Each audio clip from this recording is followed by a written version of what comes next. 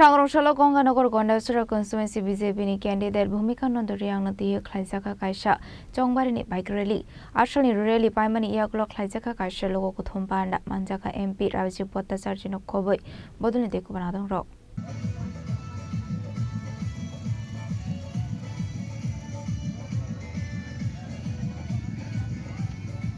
Asli Bagri wa Gonganagar Gondasura BJP ni candidate Bhumika Nandori आंनो कारेबो मानजाखा कसम MP रेबुति Tripura Amit राक्षित नखबै बदलनि देखो बनादों रक आसलो कक सारन थांगै एमपी राजीव भट्टाचार्य शाखा बसखानि 12 एप्रिल साल मारिबो एडिसि संबार अंगनानि थांगै दंगो आबनो तुइनो ও সামং টাংহनै যে আগামী 12 এপ্রিল আমাদের ত্রিপুরা রাজ্যে এডিসি নির্বাচন সংগঠিত হবে উপজাতি স্বশাসিত জেলা পরিষদের নির্বাচন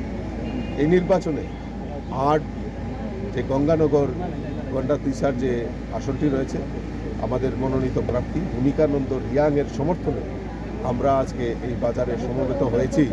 এটাই সবার জন্য জনসভার জন্য এখানে আমার সঙ্গে আমার ন্যাশনাল প্রেসিডেন্ট জনজাতি মোর্চা সমীর রামজি আমাদের রেবতী ত্রিপুরা প্রাক্তন এমপি আমার প্রদেশ সাধারণ সম্পাদক অমিত রকিত আমাদের প্রার্থী ভূমিকা নন্দ রিয়াং প্রত্যেকে উপস্থিত ছিলেন এবং এখানকার যে মানুষের যে উচ্ছ্বাস যে উদ্দীপনা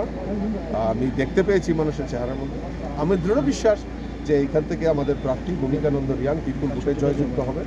আর এবং আমরা যেটা বলছিলাম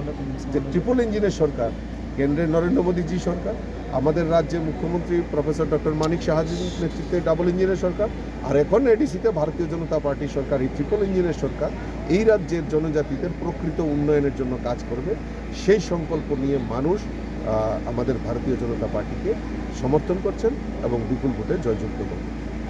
গঙ্গানগর নিশ্চিমি কিশোরনি ককঠম চিনি খরাং